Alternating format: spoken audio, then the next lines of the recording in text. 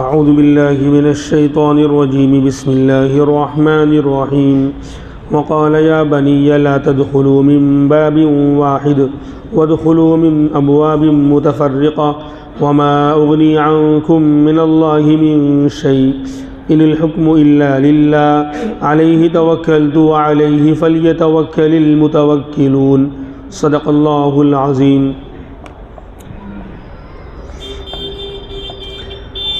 جب یوسف علیہ السلام کے بھائی واپس گئے اور ابا سے ساری باتیں بیان کر دی اور کہا کہ بنیامین کو ہمارے ساتھ بھیجو گے تو آئندہ غلہ ملے گا، ہماری عزت اور ہماری بات داؤں پہ لگ چکی ہے، اگر ہم بنیامین کو واپس نہیں لے گئے تو ہمارا جھوٹا ہونا بھی ثابت ہو جائے گا اور غلہ اور اناج بھی نہیں ملے گا۔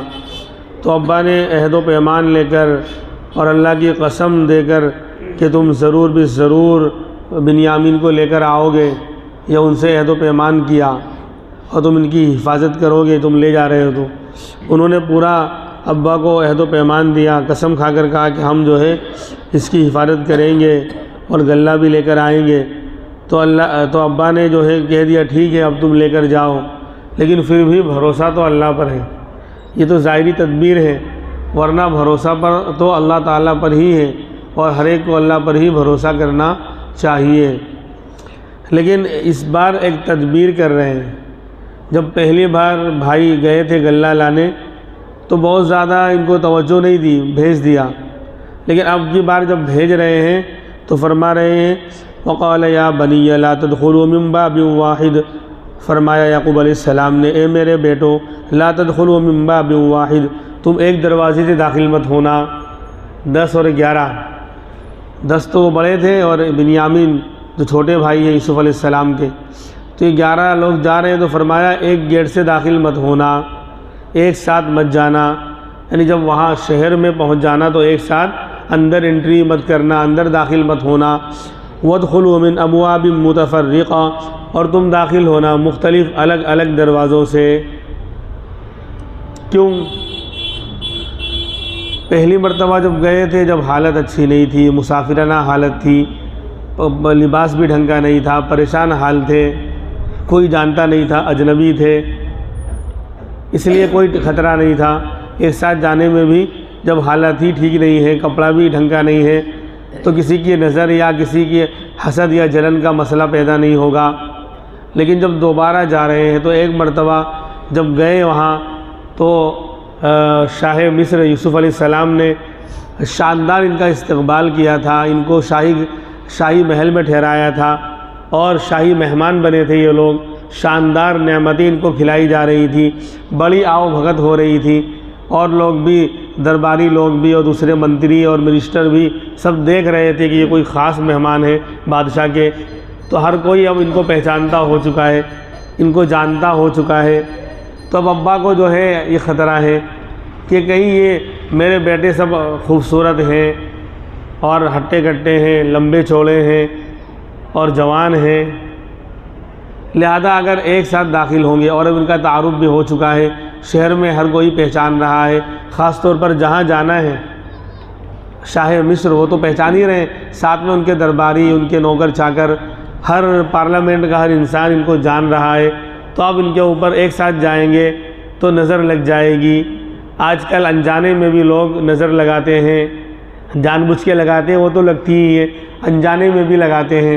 ابھی مسئلہ بیان کیا جائے گا، نظر کیا ہے اور لگتی ہے تو کیا کرنا چاہیے، اور نہ لگے اس کے لیے کیا کرنا چاہیے۔ خیر، تو اب اس بار چونکہ تعارف ایک مرتبہ ہو چکا ہے تو اس لیے کہا کہ ایک دروازے سے داخل مت ہونا، الگ الگ جانا، اور کہہ دیا یہ تو ایک تدبیر ہے، ظاہری طور پر ایک جو ہے اسباب کو اختیار کیا جا رہا ہے کہ ماسک پہن لینا اور یہ کر لینا اور یوں کر لینا، لیکن بیماری سے بچ جاؤ گے، اٹ از امپاسبل، یہ نہیں ہو سکتا، بیماری تو پھر بھی آئے گی اللہ چاہیں گے تو، اور اگر کچھ بھی نہیں پہنا تو بھی اگر اللہ نہیں چاہیں گے تو نہیں آئے گی۔ لیکن دنیاوی تدبیر ہے، دنیا میں انسان زندگی گزار رہا ہے تو اسباب کا مکلف ہے، چیزوں کو اختیار کرنے کا، برتنے کا۔ بیمار ہو گیا تو بولے دوا نہیں لوں گا، دیکھتا ہوں اللہ میں کیسے اچھا کرتے ہیں، تو پھر اللہ بھی آزمائیں گے۔ جب تو اللہ کو آزمانے جا رہا ہے، بندہ ہو کے بندہ بن کے رہے، مالک کو مت آزما، یہ خطرے کی گھنٹی ہے۔ میں یہ کہہ رہا ہوں بہت سے لوگ اعمال کو اختیار کرتے آزما، لاؤ دیکھتا ہوں اس سے کچھ ہوتا ہے کہ نہیں، قیامت کی شام تک نہیں ہوگا، اگر ہوا تو فائدہ نہیں ہوگا، اللہ کی پکڑ آئے گی۔ اس لیے خدا کے واسطے مہربانی کر کے ڈاکٹر کی دوا کو تو آپ ٹرائی کر سکتے ہیں آزمانے کے لیے، لیکن اللہ کے اور نبی کے اعمال کو کبھی آزمانا نہیں، ورنہ خود آزمائے جاؤ گے۔ اللہ ہمیں اس سے بچنے کی توفیق دے۔ سن لیا نا کوئی عمل کہ بھئی یہ عمل کر لو 10 دن تو ساری بیماری دور ہو جائے گی اور یہ ہو جائے گا، قرضہ ادا ہو جائے گا، یا اتنا نفع ہو جائے گا، لاؤ ٹرائی کرتے ہیں۔ تو کون ہوتا ہے ٹرائی کرنے والا؟ تو اپنی ذات کا خود مالک نہیں ہے۔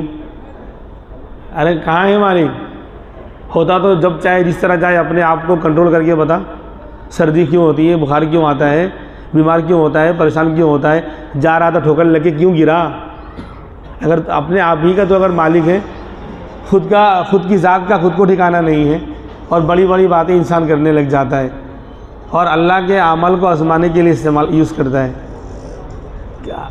کبھی بھی آزمانے کے لیے نہیں، بلکہ اس کا مطلب آپ کو شک ہے، آزماؤ گے تب یقین کرو گے پہلے سے ہی کہ میری بات غلط ہو سکتی ہے، میں جو بول رہا ہوں میرے بول 100% غلط ہو سکتے ہیں، لیکن میرے نبی کا فرمان غلط نہیں ہو سکتا۔ اللہ کی قرآن کی آیتیں، اس میں جو کچھ علاج آیا ہے وہ غلط نہیں ہو سکتا کبھی بھی، چاہے قرآن کی آیت کا عمل ہو یا حدیث کے اندر کوئی دعا کا عمل ہو، آزمانے کے لیے کبھی اختیار مت نہ کیا جاوے، ورنہ ہم آزمائے جائیں گے پھر۔ خیر، تو یہاں پر اللہ کے پیغمبر نے یہ تدبیر اختیار کی، بھائیوں کو بیٹوں کو ہدایت دے رہے الگ الگ گیٹ سے جانا، ایک ساتھ مت جانا۔ کیوں؟ اب تم ہر جگہ تمہاری شناسائی ہو چکی ہے، پہچان ہو چکی ہے، لوگ تم کو جانتے ہیں، کہیں کوئی حسد کے مارے، جلن کے مارے حسد نہ کرنے لگ جائے، اور حسد میں کوئی نقصان نہ پہنچا دے، اور کوئی بد نظر نہ ڈال دے، کیونکہ فرمایا ان العین حق، نظر بد کا لگنا بالکل برحق ہے، نظر لگ جاتی ہے، انسان کو قبر تک بھی پہنچا دیتی ہے، اور اونٹ کو، حدیث پاک میں اونٹ کو جو ہے ہنڈیا میں بھی داخل کرا سکتی ہے۔ مطلب ناممکن کام بھی نظر سے ہو سکتا ہے، یعنی انسان کو قبر تک پہنچا سکتی ہے، اور اونٹ کو، جو چھوٹا سا جانور ہوتا ہے نا اونٹ، اس کو جو ہے ہنڈیا میں بھی گھسڑا سکتی ہے، داخل کرا سکتی ہے۔ نظر اتنی خطرناک چیز ہے کہ نظر کے ذریعے ایک انسان دوسرے انسان کو تکلیف پہنچاتا ہے، پریشان کر سکتا ہے، بیمار کر سکتا ہے، کھڑے کھڑے اس کو گرا سکتا ہے، اتنی خطرناک چیز ہے یہ۔ سہل بن حنیف رضی اللہ عنہ ایک صحابی ہیں، بڑے خوبصورت۔ ایک مرتبہ وہ نہانے کے لیے انہوں نے اپنا کپڑا اتارا، بدن جو ہے ننگا ہو گیا، تو ایک دوسرے صحابی عامر بن ربیعہ رضی اللہ عنہ کی نگاہ ان کے بدن پر پڑ گئی، اور کہہ دیا کیا خوبصورت بدن ہے، کیا خوبصورت بدن ہے۔ یہ کہنا تھا کہ وہ بیمار ہو گئے، سخت بہت تیز بخار ان کو چڑھ گیا 2 منٹ میں۔ بعد میں جب اللہ کے رسول صلی اللہ علیہ وسلم کو پتہ چلا کہ یہ معاملہ ہوا ہے، تو پھر حضرت عامر بن ربیعہ کو بلایا اور کہا کہ تم نے بیچارے کی جو ہے جان نکال دی، تم تو قتل ہی کر ڈالو گے، مار ہی ڈالو گے۔ اللہ برکتا، کیوں برکت کی دعا نہیں دی، کیوں بارک اللہ یا ماشاء اللہ کیوں نہیں کہا؟ اسی لیے کہا کہ جب کوئی اچھی چیز کو دیکھیں اپنے بھائی کے اوپر، اچھی چیز، اچھا کپڑا یا اچھی سواری یا اچھی آئٹم، کچھ بھی اچھے حال میں اپنے بھائی کو دیکھیں تو ماشاء اللہ لا حول ولا قوت الا باللہ یا بارک اللہ، اس طرح کے جملے ساتھ میں بولنے چاہیے، چاہے جنید بغدادی کا بڑا ابا کیوں نہ ہو۔ یہ جملہ بعد میں اسی لیے بولا ہے، اسے بولتے میں تو اتنا نیک ہوں، میری نظر لگے گی، اپنے آپ کی بھی لگ جاوے ہیں۔ اس لیے ماشاءاللہ آپ بڑے نیک ہیں، لیکن شیطان جو ہے نظر کے ذریعے کبھی وار کر جاتا ہے، اس لیے ساتھ میں کہہ دو ماشاءاللہ بارک اللہ، تو انشاءاللہ جو ہے وہ نظر کا توڑ ہو جائے گا۔ خیر، تو پھر فرمایا کہ تمہاری وجہ سے بیچارے وہ بیمار ہو گئے، اب تم ایک کام کرو، وضو کرو، اور وضو کا جو پانی جو ہے وہ اس کو برتن میں جمع کرو، یعنی مائع مستعمل، استعمال شدہ پانی، تو چہرہ دھویا، ہاتھ دھویا، سر کا مسح کیا، پیر دھویا، تو جو پانی استعمال کے بعد اس کو برتن میں اس کو جمع کرو اور پھر ان کے بدن پر ڈالو، اس سے وہ نہائیں، یہ علاج بتایا۔ تو فوراً نظر اتر گئی، فوراً ٹھیک ٹھاک ہو گئے۔ بہرحال تو اس سے معلوم ہوا کہ نظر حق ہے، اسی لیے تو دعا ہے کہ من عین لامہ، اللہم انی اعوذ بک من عین لامہ، یعنی نظر بد سے اللہ میں تیری پناہ چاہتا ہوں۔ خود امام الانبیاء یہ دعا مانگ رہے ہیں، سمجھے؟ اس لیے نظر لگ جاتی ہے۔ اور قرآن کریم کی سورہ نون کی آخر کی آیتیں بھی وہ یکاد الذین کفروا لیزلقونک بابصارہم، جو آیتیں ہیں یہ بھی نظر کے لیے بڑی مفید ہیں۔ بہرحال اور بھی علاج ہے، تو یہ نظر لگ جاتی ہے۔ اس لیے بہتر یہی کہ جب بھی کوئی آپ کی تعریف کر رہا ہو، آپ کسی چیز کی کہہ دو بھائی بارک اللہ بول، ماشاء اللہ کہ آپ اس کو تلقین کریں۔ آج کل لوگ زیادہ پڑھے لکھے ہیں نا، زیادہ عمل کر رہے ہیں لوگ، اسی لیے جو ہے آگے اگر وہ نہیں کر رہے ہیں تو آپ اس کو یاد دلاؤ کہ بھائی بارک اللہ ماشاء اللہ کہنا چاہیے۔ کسی کی تعریف کرو تو یہ جملہ بولو تاکہ اس شیطان کے اثرات کا توڑ اور جوڑ ہو جائے۔ یعنی یہ اللہ کے کلام میں طاقت ہے، اللہ کے کلام میں طاقت ہے، اس سے زیادہ جتنا ہم دوا اور ٹیبلیٹ اور انجیکشن اور دنیا کی چیزوں میں یقین کرتے ہیں، اس سے کئی سو گنا زیادہ اللہ، کئی سو نہیں کہ ہزاروں گنا زیادہ اللہ کے کلام میں طاقت ہے۔ تجربہ ہے بالکل۔ خیر آج جو ہے کوئی یہ چیپٹر نہیں آیا ہے کہ صورتوں کے خواص اور ان کے مجربات اور عمل بتایا جاوے۔ خیر یہ بات ضمناً آ گئی تو مسئلہ بتا دیا گیا کہ نظر لگتی ہے، نظر برحق ہے، اپنوں کی بھی لگ جاتی ہے، دوسروں کی بھی لگ جاتی ہے، نہ چاہتے ہوئے بھی لگ جاتی ہے۔ بہت سے لوگ نظر لگاتے ہیں جلن کے مارے، اس لیے کہہ دیا کہ الگ الگ گیٹ سے جائیے، ایک ساتھ مت جانا۔ اور پھر ساتھ میں کہہ دیا یہ پیغمبر کی شان ہے کہ اسباب بھی اختیار کر رہے ہیں، اس کا حکم بھی دے رہے ہیں، لیکن نگاہ اور بھروسہ اسباب پر نہیں کر رہے ہیں کہ تم الگ الگ گیٹ سے چلے گئے تو بچ جاؤ گے۔ بس آج کل ہم تو یہ بولتے ہیں نا، پہلی بات تو اسباب کو اسباب نہیں سمجھتے، اس کو ہی مؤثر بالذات سمجھ لیتے ہیں۔ اور اگر کسی کو بتا دیا کہ یہ اسباب ہے کہ تو بس تم نے ایسا کر لیا تو بس تمہارا کام ہو گیا، خاک ہو گیا۔ سبب ہے، الگ الگ گیٹ سے داخل ہوئے تو کیا ہوا، نظر لگوانا ہوگا تو اللہ پھر بھی لگوائیں گے، سمجھے؟ ماسک پہن لیا اور ڈسٹینس بنا کے دوری رکھی تو بھی کورونا کو لگنا ہوگا تو لگے گا۔ ایمان کو بچانے کے لیے اسباب اختیار کیا گیا ہے کہ عقیدہ خراب نہ ہو جائے۔ بیماری تو لگنے والی ہے، اور اللہ نے چاہا، اور نہیں چاہا تو نہیں لگنے والی ہے، پوری دنیا کچھ بھی کر لے، لیکن ہمارے عقیدے کو بچانے کے لیے کہا گیا ہے کہ اسباب اختیار کر کے دور رہو، تاکہ کبھی بیماری ہمارے کہنے سے لگے گی تو کہو گے ساتھ میں گیا نا اس لیے بیمار ہوا، عقیدہ خراب کر لو گے۔ ماسک نہیں پہنا تھا نا اس لیے وائرس اندر گھس گیا، عقیدہ اپنا خراب کر لو، اس لیے اسباب اختیار کر لو، سمجھے؟ اللہ کو عقیدہ زیادہ محبوب ہے، بیماری اتنی زیادہ خطرناک اللہ کو نہیں لگتی، وہ تو بیماری تو دنیا میں آتی رہے گی، جاتی رہے گی، لیکن عقیدہ خراب ہو گیا تو، ایمان چلا گیا تو پوری زندگی کا سرمایہ کیا کرایا سب پہ پانی پھر جائے گا۔ اس لیے اللہ اس کے رسول کو جو ہے ہمارے عقیدے اور ہمارے ایمان کی زیادہ فکر ہے، اس لیے کہا کہ یہ تدبیر اختیار کر لو، یوں کر لو، جو بھی گائیڈ لائن دی جاوے اس کو فالو کر لو، اس لیے نہیں کہ اس سے بیمار نہیں ہوگے، تمہارا عقیدہ خراب نہیں ہوگا، ایمان تمہارا بچ جائے گا۔ عجیب لگ رہا ہے نا یہ جملہ؟ خیر تو اب آگے کہہ رہے ہیں کہ دیکھو میں نے اس طرح تم کو حکم دے دیا، لیکن اس کا مطلب یہ نہیں کہ اس طرح کر لینے سے تم بچ جاؤ گے۔ وَمَا أُغْنِي عَنْكُم مِّنَ اللَّهِ مِن شَيْءٍ، میں اللہ کے مقابل میں تم کو کسی طرح بچا ہوا نہیں سمجھتا، میں تمہارے کسی کام نہیں آ سکتا اللہ کے مقابل میں، اگر اللہ ہی نقصان پہنچانا چاہے تو میں بچا نہیں سکتا۔ لہذا فرما دیا ان الحکم الا للہ، کیونکہ حکم تو اللہ ہی کا چلنے والا ہے، حکم تو، آرڈر تو الا لہ الخلق والامر، ارے سن لو اللہ ہی کے لیے خلق یعنی پیدا کرنا ہے، اور اسی کا آرڈر ہے، اسی کا آرڈر اور امر چلنے والا ہے تو ان الحکم الا للہ، فیصلہ اور حکم تو اللہ ہی کا ہے، لہذا اگر اللہ چاہے گا تو میں تم کو بچا نہیں سکتا، اللہ ہی اگر تم کو نقصان پہنچانا چاہے تو بات الگ ہے۔ علیہ توکلت، اسی اللہ پر میں نے بھروسہ کیا، اور میں کیا، وعلیہ فلیتوکل المتوکلون، اور اسی پر چاہیے کہ بھروسہ کرنے والے بھروسہ کریں۔ اگر کوئی مضبوط سہارا ہے تو اللہ کی ذات ہے، اس سے بڑا مضبوط آسرا اور سہارا ہمارا کوئی بن ہی نہیں سکتا، لہذا اسی پر بھروسہ کرنا چاہیے۔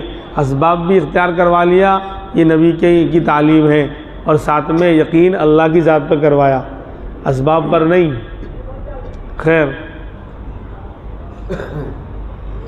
وَلَمَّا دَخَلُوا مِنْ حَيْثُ أَمَرَهُمْ أَبُوهُمْ، اب یہ لوگ گئے، 10 بڑے بھائی اور ایک چھوٹا بھائی بنیامین، ان سب کو پہنچے۔ وَلَمَّا دَخَلُوا مِنْ حَيْثُ أَمَرَهُمْ أَبُوهُمْ، جب یہ لوگ داخل ہوئے مصر میں، جہاں سے جس طرح ان کے ابا نے ان کو حکم دیا تھا کہ الگ الگ جائیو، تو الگ الگ گیٹ سے الگ الگ داخل ہوئے۔ تو فرماتے ہیں مَا كَانَ يُغْنِي عَنْهُم مِّنَ اللَّهِ مِن شَيْءٍ، سن لو یہ بات، ان کو اللہ سے کچھ بھی بچا نہیں سکتی۔ یہ جو الگ الگ داخل ہوئے نا، پھر عقیدہ بچا رہے ہیں، پھر بتا رہے ہیں صرف سبب ہے، صرف سبب ہے۔ وما یغنی، دوبارہ جملہ لائے یہ، اللہ کو ایمان بہت محبوب ہے، عقیدہ بگڑے نہیں اور عقیدہ درست رہے، یہ اللہ چاہتے ہیں، کہیں چھین نہ جاوے یہ، تو دوبارہ پھر وہی جملہ لا رہے ہیں وما یغنی عنہم من اللہ من شیء، اور یہ لوگ اللہ کے مقابلے میں کچھ بھی اپنے آپ کو بچا نہیں پائیں گے، اس طرح جو داخل ہو رہے ہیں نا۔ مگر کیوں کیا، الا حاجتن فی نفس یعقوب قضاها، مگر ایک آرزو تھی حضرت یعقوب کے دل میں، اس کو انہوں نے پورا کر لیا۔ ایک تمنا آرزو تھی، اسباب تھا کہ بھائی اس طرح داخل ہونا، تو ابا کے دل میں ایک حاجت اور تمنا تھی جس کو ابا پورا کرنا چاہتے تھے اسباب کے درجے میں، اس لیے بیٹوں سے کہا کہ اس طرح داخل ہونا، ورنہ اس سے کچھ ہونے کا نہیں، ہوگا وہی جو اللہ چاہے گا۔ لیکن انسان کو اطمینان آ جاتا ہے، اسباب اختیار کرنے سے اطمینان آ جاتا ہے کہ بھئی دوا تو کروایا تھا، دوا بڑا اچھے دواخانے دکھایا ابا کو، لیکن اب وقت آ چکا تھا تو کیا کر سکتے ہیں، پھر انسان کو اتنا افسوس نہیں ہوتا اسباب اختیار کرنے کے بعد۔ اور اگر کچھ بھی نہیں کیا تو بولے یار کیا فائدہ، سارا مال دھرا رہ گیا، اور یہ ہوا اور وہ ہوا، اور میں دواخانے بھی نہیں لے جا پایا اور دکھا بھی نہیں پایا، اور ابا چلے گئے یا امی چلی گئی، تو افسوس ہوتا ہے۔ اس لیے اسباب کو برتنے میں ایک تو انسان کو بعد میں افسوس نہیں ہوتا کہ بھئی ہم نے ہاتھ پاؤں مارے تھے، آگے اللہ کو جو منظور تھا وہ ہوا، عقیدہ خراب نہیں ہوگا، خیر ایمان والا ہے تو اسی لیے کہا کہ ایک حاجت تھی، ایک آرزو تھی یعقوب علیہ السلام کے دل میں، قضاہا، جس کو انہوں نے پورا کر لیا، اس لیے کہا کہ بھئی اسباب اختیار کرنا، الگ الگ داخل ہونا۔ اور یہ بات وہ کیوں کہہ رہے ہیں، وَإِنَّهُ لَذُو عِلْمٍ لِّمَا عَلَّمْنَاهُ، بے شک وہ بڑے علم والے ہیں، اس لیے کہ ہم نے ان کو علم دیا ہے۔ وہاں سے ڈائریکٹ آیا ہے، علم لدنی، علم وہبی، اللہ کا دیا ہوا علم، یہ اللہ اپنے خاص بندوں کو دیتے ہیں۔ ایک علم کسبی ہوتا ہے، کسب اور محنت سے حاصل ہوتا ہے دنیا میں، یعنی آدمی قرآن و حدیث کو پڑھے اور سیکھے اور مدرسے میں داخلہ لے اور محنت کرے، علم آتا ہے، علم کسبی۔ لیکن اس سے بڑا علم علم وہبی ہے، علم وہبی، اللہ کا دیا ہوا، ہبہ کیا ہوا، علم لدنی، اللہ کے پاس سے آیا ہوا۔ کب ہوتا ہے وہ، کب ملتا ہے، من عمل بما علم ورثہ اللہ علم ما لم یعلم، حدیث پاک ہے، او کما قال صلی اللہ علیہ وسلم، جو اپنی جانی ہوئی باتوں پر عمل کرتا ہے، جو اپنی معلومات کو معمولات میں ڈھال لیتا ہے، جو اپنی جانی ہوئی بات پر جو جانتا تھا اس پر عمل کرتا ہے، تو اللہ اس کو نہ جانی ہوئی چیز کا علم دیتے ہیں۔ اس میں مدرسے میں داخل ہو کر علم لینے کی قید نہیں ہے، علم لدنی میں وہ اللہ دیتے ہیں، جو کچھ جانتا تھا اس پر عمل کر رہا ہے، یعنی فرائض پر، سنتوں پر، ہر چیز پر جو اس کے علم میں تھے، جو سنا ہے، جو پڑھا ہے، تو پھر اللہ غیر معلوم کا علم اس کو دیتے ہیں، نہ جانی ہوئی بات کا علم اس کو دیتے ہیں۔ علامہ پالن حقانی رحمۃ اللہ علیہ سے ہمارے بڑے لوگ سب اچھی طرح واقف ہیں، ان کے بیانات میں شرکت کی ہے لوگوں نے۔ ارے پتہ ہے نا، ایک میل میں کام کرنے والا مزدور آدمی، عام آدمی، قوال تھے، قوالی پہ پڑھنے والے تھے، آواز اچھی تھی، اور یہ راجکوٹ کے پاس میں کوئی گاؤں ہے، وہاں کے شاید رہنے والے تھے۔ ابھی چند سال پہلے انتقال ہوا، کئی سالوں سے وہ بستر پر تھے، اس لیے زیادہ باہر نہیں آ سکے۔ ہمارے اس مین روڈ پر بھی بیان ہو چکا ہے، کالی داس چار رستے پر، اور جو درگاہ ہے وہاں پر بھی بیان ہو چکا ہے۔ تو کچھ بھی نہیں تھا، یعنی کبھی مدرسہ گئے نہیں، کبھی قرآن و حدیث کا علم سیکھا نہیں، لیکن اللہ نے ان کو علم لدنی دیا تھا۔ کسی اللہ والے کی نظر پڑ گئی، نگاہیں مرد مومن سے بدل جاتی ہیں تقدیریں، ہم بدلنا ہی نہیں چاہتے ہیں۔ اچھا ہوا نیٹ ورک نہیں تھا اجتماع میں، برابر کام نہیں کر رہا تھا، اللہ کا لاکھ لاکھ کرم تھا، اللہ کا لاکھ لاکھ شکر ادا کر رہا۔ جب میں نے دیکھا کہ برابر نیٹ ورک نہیں آ رہا ہے، اللہ تعالیٰ بہت شکر ہے، بہت کرم ہے کہ کم سے کم بہت سے جو ہے بلبل اور چوچو کے مربے کو دل اندر رکھیں گے، باہر نہیں نکالیں گے۔ پھر بھی بہت سے لوگ اپنی حرکت سے باز نہیں آ رہے تھے، شیطان کے بالکل یعنی شکنجے میں جکڑے ہوئے تھے۔ وہاں جا کر بھی کہاں گئے تھے؟ کہیں نہیں، کیا لائے کچھ نہیں۔ ہزاروں لوگ اسی طرح آئے ہیں واپس، کوئی کھیل تماشا تھوڑی ہے، وہاں کوئی مداری کا کھیل ہو رہا تھا، چلو جا رہے ہیں پکنک بنا کے آئیں گے۔ اللہ کے دین کی بات ہو رہی ہے، ادب سے جاؤ گے تو کچھ ملے گا۔ میں نہیں کہہ رہا ہوں کہ نہیں جانا چاہیے، اور تھوڑا انداز آج الگ استعمال کر رہا ہوں، کیونکہ یہ مت ماری گئی ہے۔ پتہ نہیں لوگوں نے کیا سمجھ لیا ہے دین کی مجلسوں کو، پکنک منانے گئے، وہاں بیٹھے ہیں، باتیں کر رہے ہیں، ڈسٹرب کر رہے ہیں، شور مچا رہے ہیں، کھا رہے ہیں، پی رہے ہیں۔ بھائی کھانا پینا تھا تو احمدآباد میں سب اچھا ملتا، کیوں پریشان ہونے وہاں گیا تھا؟ خیر، لیکن جن لوگوں نے وقت گزارا ہے، اچھا اللہ ان کو نوازے گا۔ یہ اور بات ہے کہ اللہ والوں کی تو نگاہیں مرد مومن سے بدل جاتی ہیں تقدیریں۔ تو پالن حقانی رحمۃ اللہ علیہ کا حال یہی ہوا، اللہ والوں کی نگاہ ہوئی اور پھر عمل میں لگے، تو جو جانتے تھے اس پر عمل کیا، تو اللہ نے نہ جانی ہوئی بات کا علم دیا، نہ جانی ہوئی بات کا۔ بہت سے اللہ والوں کو آپ دیکھیں گے باقاعدہ عالم نہیں ہیں، لیکن باتیں ایسی شاندار علمی وہ بیان کرتے ہیں کہ لوگ بڑے بڑے علماء حیران رہتے ہیں یہ باتیں کہاں سے آ رہی ہیں، کیوں؟ اسی وجہ سے۔ خیر، تو فرما رہے کہ یہ انہ لذو علم لما علمناہ، یہ بڑے علم والے تھے، اس لیے کہ ہم نے ان کو علم دیا تھا، اسی لیے انہوں نے علم کی روشنی میں یہ بات کہی کہ اسباب اختیار کرنا بیٹو، لیکن میں پھر بھی تم کو اللہ کے مقابل میں بچا ہوا نہیں پاتا، اللہ کی پکڑ آئے گی تو پھر بھی پھنسو گے، کتنی تدبیر اختیار کر لو۔ یہ علم تھا جبھی تو اس طرح کی بات کر رہے ہیں۔ یہ فرق ہے عالم اور غیر عالم میں۔ غیر عالم اسباب اختیار کر لے گا، اس پہ بھروسہ کر کے بیٹھ جائے گا کہ ہم نے تو اسباب اختیار کر لیا، اب سب کچھ پہن لیا، اب سردی لگ ہی نہیں سکتی، اب بیمار ہو ہی نہیں سکتا۔ تو اللہ کہیں گے کیا سردی لگا کر ہی بیماری ہوتی ہے کیا؟ اس کے علاوہ نہیں آتی، پیٹ خراب کر دیا، چلو لائن چالو ہو گئی۔ اب بہرحال تو فرماتے ہیں کہ وہ علم والے تھے، اس لیے کہ ہم نے ان کو علم دیا تھا، یعنی ہمارے خاص خزانے سے علم وہبی، علم لدنی اللہ نے ان کو عطا فرمایا تھا۔ اسی لیے انہوں نے یہ دونوں باتیں کی، اسباب بھی اختیار کیا، بھروسہ اس پر نہیں کیا، توکل اس پر نہیں کیا، پھر فوراً اللہ کی طرف لے گئے کہ اللہ کے مقابلے میں تو کچھ بھی نہیں ہوگا، اللہ جو چاہے گا وہ ہوگا بیٹو۔ ان کا تعلق اللہ سے بھی جوڑے رکھا، اسباب کا بھی حکم دیا۔ یہ ہے اعتدال۔ بعض لوگ اسباب کو اختیار کر لیتے ہیں، اسی کو خدا مان لیتے ہیں کہ دکان کر لی ہے تو اب اس سال 1,97,000 روپئے آ جائیں گے 2 مہینے میں، معلوم پڑا کہ دینے کیا گئے، لینے کے نہیں آئے۔ اللہ کی تدبیر ہے بھائی، وہ سبب ہے، وہ خدا تھوڑی ہو گئی دکان۔ ایک ٹارگٹ انسان بنا سکتا ہے اسباب کے درجے میں، لیکن نگاہ تو اللہ پر رکھنی پڑے گی۔ اور بہت سے لوگ اللہ اللہ بس اللہ کرے گا، اللہ کرے گا، اللہ تو کرے گا، لیکن بندہ کیا کرے گا؟ اللہ توفیق دے گا تو نماز پڑھنے آ جائیں گے، تو اللہ توفیق دے گا تو کھانا بھی لقمہ کیوں بنا کے منہ میں ڈال رہا ہے؟ اللہ توفیق دے گا تو کھا لینا، اللہ توفیق دے گا تو دکان کھول لینا۔ دنیا کے معاملات میں تو اللہ کی توفیق نظر نہیں آ رہی، وہاں تو بولے اب ہم کو کرنا ہے جو کرنا ہے۔ تو یہاں بلکہ یہاں پر مسئلہ زیادہ ہے، دین کے معاملے میں جد و جہد کے بقدر دین ہے، جتنا کرو گے اتنا ملے گا۔ یہ نعرہ کہاں چلے گا؟ دین کے اندر، سمجھے؟ نیک عمل میں، دین کے معاملے میں جتنی محنت کرو گے اتنا ملے گا، اور دنیا کے معاملوں میں چاہے پوری رات محنت کرو گے، 24 گھنٹہ محنت کرو گے، اتنا نہیں ملے گا، ملے گا اتنا جتنا ہم نے لکھا ہے، جتنا ہم نے ملنے کا اتنا ہے۔ کسی نے بولے زیادہ لکھا، زیادہ مل گیا، بولے آج 15 گھنٹے کام کر کے آیا ہوں تو آج تو زیادہ ہے مولانا، کل 10 گھنٹے کیا تھا، کل کم تھا، تو کل کم لکھا تھا اس لیے کم ملا، آج زیادہ لکھا تھا اس لیے زیادہ ملا، اس لیے نہیں کہ زیادہ کام کر کے آیا تو زیادہ ملا ہے۔ اللہ نے آج کے لیے زیادہ لکھا ہی تھا، اللہ اسباب کا ہوتا تھوڑی ہے کہ تم 15 گھنٹے کام کرے تو 15 کے برابر ملے گا۔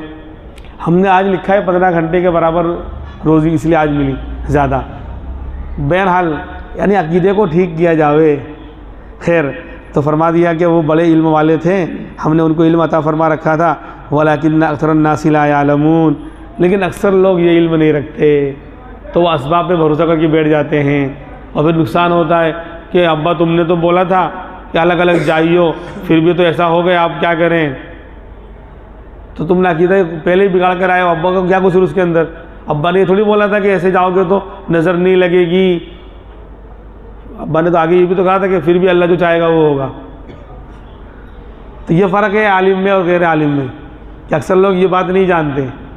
خیر، اب کیا ہوا، آخری بات کیونکہ کل رہ گئی تھی، بہت سے لوگوں کی جو ہے چاہت میں اور انتظار میں ہم نے کل موقوف کر دیا تھا کہ بہت سے لوگ ہانپتے ابھی پہنچے ہوں گے، عشاء کے بعد پہنچے ہوں گے، اور بیچارے پابند لوگ ہیں، اب ایک دن کا ایسا اجتماع ہو گیا اور حالات آ گئے، تو اب ان کے لیے جو ہے موقوف کرنا چاہیے، ان کا حق بنتا ہے۔ جو روزانہ آنے والے مہمان ہیں اللہ بھی ان کی قدر کرتے ہیں، جو روزانہ اللہ سے مانگتا ہے نا، بولے آنے دو اپنا آدمی ہے، اللہ میں یہ مانگ رہے بولے دے دو نا، روز مانگتا ہے نا، بولے ہاں اپنا آدمی جانے دو۔ دنیا میں چلتا ہی نہیں چلتا، کسی سیٹ کے وہاں کوئی ایک مثال دوں میں آپ کو، کوئی بہت بڑا بنگلے والا سیٹ آدمی اور ایک فقیر آدمی، عام آدمی، اس سے کوئی تعلق نہیں، روزانہ جا رہا ہے، اس کے گیٹ پہ کھڑے ہوتا ہے، وہ نکلتا ہے تو اس کو سلام کرتا ہے، ایسے ہی 1 دن 2 دن 10 دن، پھر وہ سیٹ کبھی اس سے بات کر لیا، تو اب بولو تعلق ہو گیا نہیں ہو گیا؟ اب اگر وہ کچھ کہے گا تو وہ سنے گا، حالانکہ کوئی لینا دینا ہے ہی نہیں، کوئی رشتہ لیکن بار بار وہ آ رہا تھا، اس سے مل رہا تھا، اس کو اپنا چہرہ دکھا رہا تھا۔ تو ایک دن 1 مہینے کے بعد وہ رونے لگا، سیٹ نکلا باہر تو یہ رونے لگا، تو کہہ رہا کہ وہ کیوں رو رہا ہے؟ بولے یہ مسئلہ ہے، بولے اس کو دے دو یار، وہ دے دے گا فوراً؟ نہیں، بولے یہ آدمی اچھا، بولے روزانہ آتا ہے، بولے ملتا ہے۔ تو جب ایک دنیا کا ایک کمزور انسان جس سے آپ تھوڑا بہت تعلق کر لیں تو وہ مدد آپ کی کر دیتا ہے۔ اللہ تو بے نیاز ہے، اللہ تو سخی ہے، اللہ تو فقیر تھوڑی ہے، اللہ تو غنی ہے، ان کے خزانے بے شمار ہیں۔ اگر ان سے روزانہ روز کا معمول بنانا چاہیے۔ تہجد 6 بجنے جا رہے ہیں، اب صبح صادق کا وقت جو ہے دھیرے دھیرے آگے بڑھ رہا ہے اور رات اتنی لمبی ہو رہی ہے، 2-4 رکعت اللہ جو توفیق دے دے، 5:30 بجے بھی اٹھ جائیں گے نا تو بھی آرام سے 2-4 رکعتیں پڑھ سکتے ہیں۔ ہاں، اللہ سے مانگیں، پھر دیکھو پھر کیا مزہ آتا ہے، 2 دن 4 دن 10 دن پھر مزہ آئے گا خود ہی۔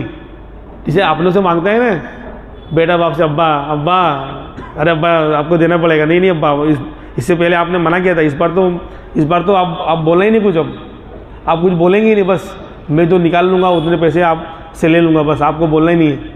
کیسے آگے ہو کر اور ناز نخرے کے ساتھ بیٹا لڑتا ہے ابا سے اور لے لیتا ہے، تو ایسے ہی پھر بندہ اللہ سے بولتا ہے، اللہ میاں یہ تو آپ کو کرنا ہی پڑے گا، کیا بات کرو، نہیں کرو گے؟ ارے کرنا ہی پڑے گا آپ کو۔ یہ جسے اپنوں سے بات ہوتی ہے نا اس طرح، پھر اللہ سے، اللہ والے جو ہے اس طرح کی باتیں کیا کرتے ہیں۔ ہم نے کبھی مانگا ہی نہیں، کبھی مانگنا سیکھا بھی نہیں، کبھی کیا کہتے ہیں مانگنے کی کوشش بھی نہیں کی، کبھی مسئلہ آ گیا بھینس مر گئی تو یا اللہ دے دے۔ اس وقت بھی جب مانگنے کے وقت بھی دھیان نہیں ہے، تھوڑا رونا آ گیا کیونکہ تھوڑا دنیا کا نقصان ہوا تھا نا، اس لیے تو اس وقت تھوڑا رونا پھونا آ گیا تو اللہ دے دے، دوسرے وقت میں سب ختم، کوئی فیلنگ ہی نہیں ہے، کوئی احساس ہی نہیں ہے، کوئی مانگنے کا ڈھنگ ہی نہیں ہے، انداز ہی نہیں ہے، یہ سیکھا ہی نہیں۔ دعا کل نہیں کہا کتنی بڑی 1 لاکھ روپے کی بات بول رہے تھے مولانا ابراہیم صاحب دعوت برکاتہم، کیا سمجھایا آپ لوگوں نے؟ حضرت کو سمجھا کیا ہے آپ لوگوں نے؟ علماء جانتے ہیں ایک بات 1 لاکھ روپے کی بول رہے تھے، لیکن انداز سیدھا سادہ تھا، بولے اس کو بٹھا دیا۔ تمہیں کیا معلوم کون سا ہیرا ہے وہ اس صدی کا، وہ ہم جانتے ہیں، علماء جانتے ہیں۔ ہم تو کیا جانتے ہیں، مطلب بڑوں کی طرف سے جو بڑے کہتے ہیں وہ ہم آپ کو سنا رہے ہیں. اتنی شاندار باتیں، اور جو دعا کے بارے میں انہوں نے باتیں کی ہیں، واہ. بس تو ایسے لوگ جو ہیں جلدی نہیں ملتے ہیں. ورلڈ لیول کی شخصیت، بڑے بڑے علماء کی نگاہیں کہ تبلیغ میں سب سے معتدل اور درمیان بہترین بیان ہوتا ہے تو مولانا ابراہیم صاحب کا ہوتا ہے. خیر، تو یہاں پر کیا ہوا کہ وَلَمَّا دَخَلُوا عَلَى يُوسُفَ آوَى إِلَيْهِ أَخَاهُ، کہ جب یہ لوگ داخل ہوئے اپنے بھائی یوسف علیہ السلام کے پاس تو آوَى إِلَيْهِ أَخَاهُ، انہوں نے اپنے بھائی کو اپنی طرف کھینچ لیا، اپنی پناہ میں لے لیا، بنیامین کو. اور تدبیر کیا چلی کہ دیکھو تم 11 بھائی ہو، شاندار شاہی کمروں میں تمہارا ٹھکانہ ہوگا، تم شاہی مہمان ہو، تم لوگ آ گئے، تم نے وعدہ نبھا دیا. ان کو نہیں معلوم کہ یہ میرے بھائی ہیں، اور بنیامین کو پا کر کتنا خوش ہے اندر سے وہ کہ میرا چھوٹا بھائی اور سگا بھائی جو میری ماں کے شریک بھی ہے اور باپ شریک بھی بھائی ہے، وہ آج میرے سامنے آ گیا. کتنے سال گزر گئے کہ اس چھوٹے بھائی کو دیکھا نہیں تھا. تو اندر اندر بڑے خوش ہیں اور کہہ رہے ہیں کہ دیکھو تم سب شاہی گھرانوں میں رہو گے، شاہی محلوں میں تمہارا قیام ہوگا، اور ترتیب یہ بنے گی ہر ایک کمرے میں 2 ساتھی رہیں گے، 2 بھائی. تو 5 کمروں کا انتظام کیا، 2 10 بھائی 5 کمروں میں آ گئے. اب بچے بنیامین، کہا اب یہ چھوٹا بچ گیا ہے، چلو یہ ہمارے ساتھ رہے گا. ان کو تو معلوم ہی نہیں ہے کہ یہ بھی تمہارے بھائی ہیں. چلو یہ چھوٹا ہے، یہ ہمارے ساتھ رہے گا، پہلی بار آیا ہے نا، اب اکیلے کہاں اس کو کریں، چل بھائی تو ہمارے ساتھ رہنا. ابھی بنیامین کو بھی معلوم نہیں ہے کہ میرے بھائی ہیں. تو آوَى إِلَيْهِ أَخَاهُ، اپنی طرف جو ہے پناہ دے دی اپنے بھائی کی. اور جب تنہائی میں جب اپنے کمرے میں لے گئے اور باتیں شروع ہوئی تو بات کرتے کرتے ساری باتیں پوچھنے کے بعد اور بتانے کے بعد کہہ دیا قال انی انا اخوکا، پہچان رہے ہو بنیامین میں تمہارا بھائی یوسف ہوں. انی انا اخوکا فلا تبتئس، اب ٹینشن مت لینا، اب تم ٹینشن فری ہو گئے، اب آزمائش کا دور ختم ہو گیا، اب تم ٹینشن مت لینا. بما کانوا یعملون، جو کچھ تمہارے ساتھ یہ کرتے آئے ہیں، کیونکہ یعنی بنیامین کو بہت پریشان کرتے تھے، کیونکہ اب وہ چہیتے بن گئے تھے حضرت یوسف کے بعد ابا کے. وہ چھوٹے تھے تو ان کو بہت وہ لوگ چھیڑتے تھے اور پریشان کرتے تھے. تو کہا اب ٹینشن مت لینا، ان کے اعمال پر یہ لوگ اب کچھ نہیں کر پائیں گے. اللہ تبارک و تعالیٰ بھی ہمیں اللہ کی ذات پر اسباب اختیار کرنے کے ساتھ یقین اور اعتماد اللہ کی ذات پر کامل طریقے پر پیدا کرنے کی اللہ ہمیں توفیق عطا فرمائے. باقی باتیں انشاءاللہ آئندہ ہفتے ہوں گی. سبحان اللہ و بحمدہ، سبحانک اللہم و بحمدک، ونشہد ان لا الہ الا انت، ونستغفرک ونتوب الیک. سبحان ربک رب العزة عما یصفون، وسلام علی المرسلین، والحمد للہ رب العالمین.